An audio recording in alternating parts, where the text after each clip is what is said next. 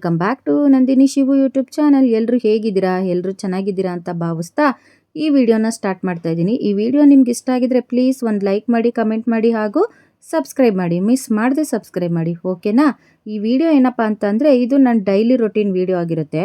ನಾವು ಲೇಡೀಸ್ಗಳು ಹೆಂಗಪ್ಪ ಅಂತ ಅಂದರೆ ನಮಗೆ ಪ್ರತಿದಿನ ಬೆಳಗ್ಗೆನೂ ಹೊಸ ಕನಸುಗಳು, ಹೊಸ ಜವಾಬ್ದಾರಿಗಳು, ಇದ್ರ ಜೊತೆಗೆ ನಮ್ಮ ದಿನ ಆರಂಭ ಆಗೋದು. ಆ ಸೂರ್ಯ ಉಡೋಕ್ಕಿಂತ ಮುಂಚೆ ನಾವಂತೂ ಮೊದಲೇ ಎದ್ಬಿಟ್ಟು ಅಡುಗೆ ಮನೆಗೆ ಹೋಗ್ಬಿಟ್ಟು ಕನ್ಫ್ಯೂಷನಲ್ಲಿ ನಿಂತಿರ್ತೀವಿ. ಏನಕ್ಕಪ್ಪ ಕನ್ಫ್ಯೂಷನ್ ಅಂತ ಅಂದರೆ ಏನು ಅಡುಗೆ ಮಾಡಬೇಕು, ಏನು ತಿಂಡಿ ಮಾಡಬೇಕು, ಏನು ಅಂತ ಅಂದ್ಬಿಟ್ಟು ಇದೇ ಆಗಿರುತ್ತೆ. ಹಿಂದಿನ ದಿನವೇ ಎಲ್ಲ ರೆಡಿ ಮಾಡಿ ಇಟ್ಕೊಬಿಟ್ರೆ ಏನು ಟೆನ್ಷನ್ ಇರಲ್ಲ. ರೆಡಿ ಮಾಡಿ ಇಟ್ಕೊಂಡಿಲ್ಲ ಅಂತ ಅಂದರೆ ಏನು ಮಾಡೋದು, ಏನು ಬಿಡೋದು ಅನ್ನೋದೇ ಒಂದು ದೊಡ್ಡ ಟೆನ್ಷನ್ ಆಗಿಬಿಟ್ಟಿರುತ್ತೆ ನಮಗಂತೂ. ನಾನು ನಿನ್ನೆನೇ ಆಲ್ರೆಡಿ ಎಲ್ಲ ರೆಡಿ ಮಾಡಿ ಎತ್ತಿಟ್ಕೊಂಡ್ಬಿಟ್ಟಿದ್ದೆ. ಸೊಪ್ಪಿತ್ತು, ಸೊಪ್ಪೆಲ್ಲ ತಂದು ಎತ್ತಿಟ್ಕೊಂಡಿದ್ದೆ.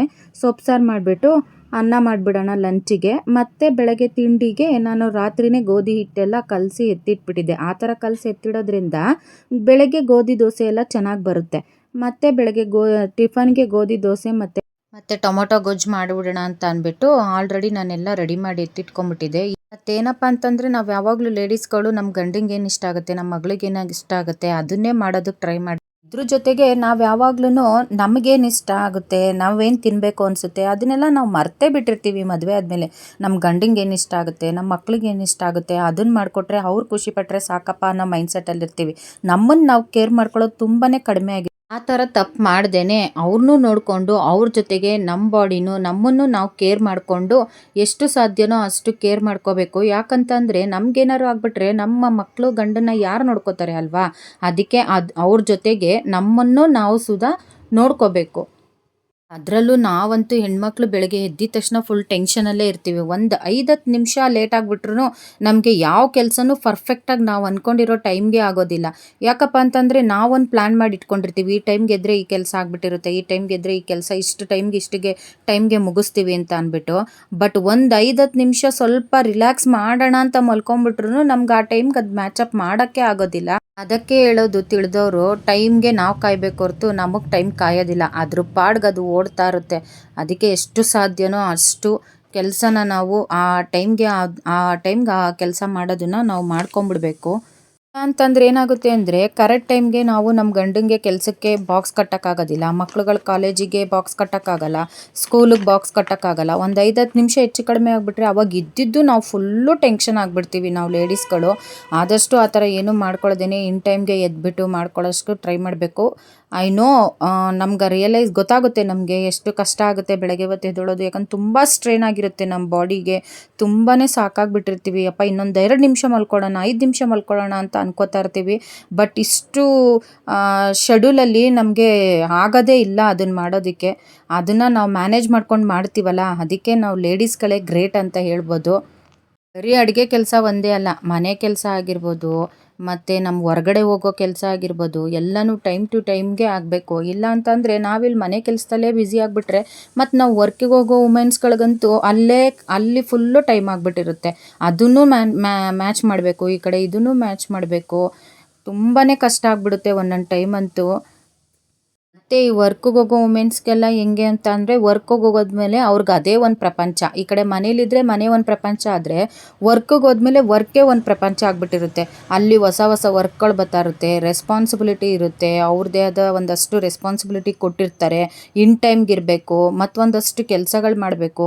ಎಷ್ಟೇ ಏನೇ ಸಾಕಾಗಿದ್ರು ಪಾಪ ನಮ್ಮಂಥ ಲೇಡೀಸ್ಗಳು ಮತ್ತೆ ವಾಪಸ್ ಕೆಲಸ ಎಲ್ಲ ಮುಗಿಸ್ಕೊಂಡು ಮನೆಗೆ ಬಂದಮೇಲೆ ಆ ಮುಖದಲ್ಲಿ ಒಂದು ಸ್ಮೈಲ್ ಅಂತೂ ಇದ್ದೇ ಇರುತ್ತೆ. ಯಾಕಪ್ಪ ಅಂತಂದರೆ ಅವ್ರು ಫಸ್ಟು ಏನಾದ್ರು ನರ್ವಸ್ ಆಗಿಬಿಟ್ಟು ಆ ಸ್ಮೈಲ್ ಇಲ್ಲದೆ ಬೇಜಾರಲ್ಲಿ ಕೂತ್ಕೊಂಡ್ಬಿಟ್ರೆ ಇಡೀ ಮನೆಯೇ ಬೇಜಾರಾಗ್ಬಿಟ್ಟಿರುತ್ತೆ. ಅದಕ್ಕೇನೆ ಹೇಳೋದು, ಯಾವಾಗ್ಲೂ ಒಂದು ಮನೆ ಸಂಸಾರನ ನಡೆಸೋದು ಒಂದು ಹೆಣ್ಣಿನ ಕೈಲೇ ಇರುತ್ತೆ ಅಂತ. ಎಲ್ಲ ದೊಡ್ಡವರು ಅಷ್ಟಿಲ್ಲದೆ ಹೇಳೋದೇ ಇಲ್ಲ ಅವರು.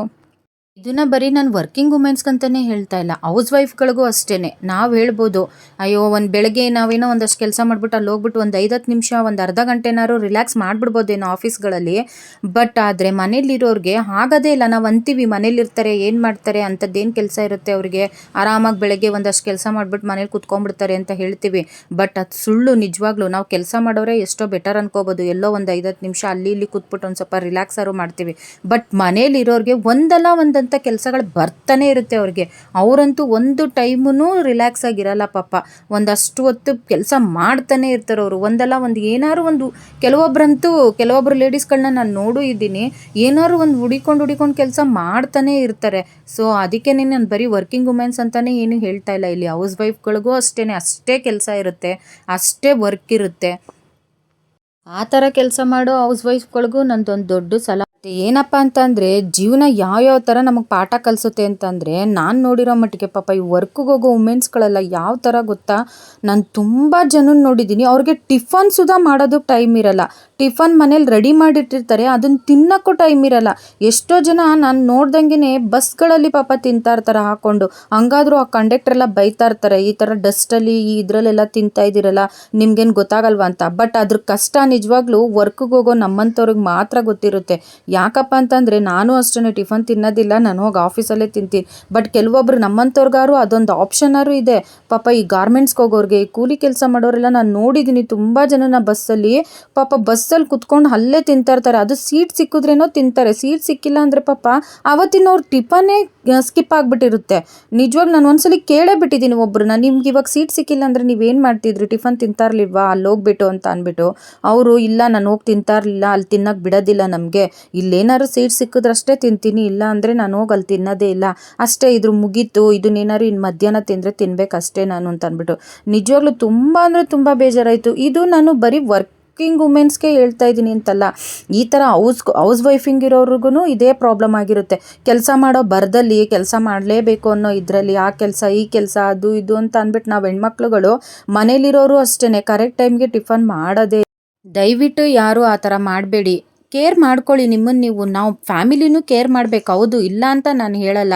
ಬಟ್ ನಿಮ್ಮನ್ನು ನೀವೂ ಒಂದು ಸ್ವಲ್ಪ ಕೇರ್ ಮಾಡ್ಕೊಳ್ಳಿ. ಯಾಕಂತಂದರೆ ನಮಗೆ ಮದುವೆ ಆದಮೇಲೆ ಮಕ್ಕಳೆಲ್ಲ ಆದಮೇಲೆ ನಮ್ಮ ಶಕ್ತಿಯೆಲ್ಲ ತುಂಬಾ ಕಡಿಮೆ ಆಗಿಬಿಟ್ಟಿರುತ್ತೆ. ನಮ್ಮ 30+ ಆಗ್ತಾ ಇದ್ದಂಗೆ ನಮ್ಮ ಮೂಳೆ ಬೋನ್ಸ್ ಎಲ್ಲ ಪೂರ ಸಮೇತ ಬರ್ತಾ ಇರುತ್ತೆ.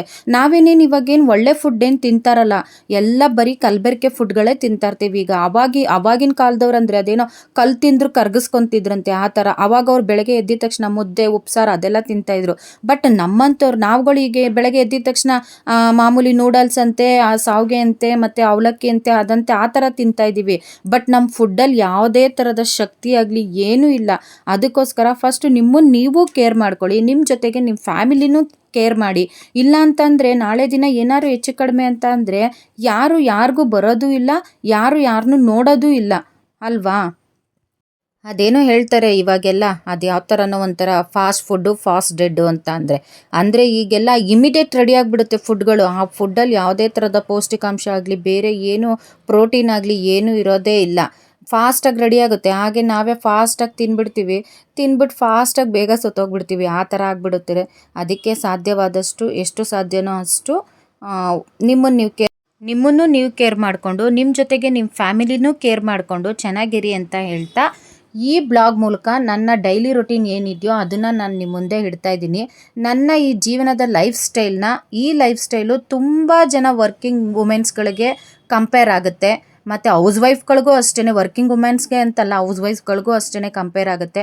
ಆ ಥರ ಕಂಪೇರ್ ಆಗಿರೋರು ಒಂದು ಕಮೆಂಟ್ ಹಾಕಿ. ಈ ವಿಡಿಯೋ ನಿಮ್ಗೆ ಇಷ್ಟ ಆಗಿದ್ರೆ ಆವಾಗಲೇ ಹೇಳ್ದಂಗೆ ಪ್ಲೀಸ್ ಒಂದು ಲೈಕ್ ಮಾಡಿ, ಕಮೆಂಟ್ ಮಾಡಿ ಹಾಗೂ ಸಬ್ಸ್ಕ್ರೈಬ್ ಮಾಡಿ. ಮಿಸ್ ಮಾಡದೆ ಸಬ್ಸ್ಕ್ರೈಬ್ ಮಾಡಿ. ಓಕೆ, ಟೇಕ್ ಕೇರ್, ಬಾಯ್.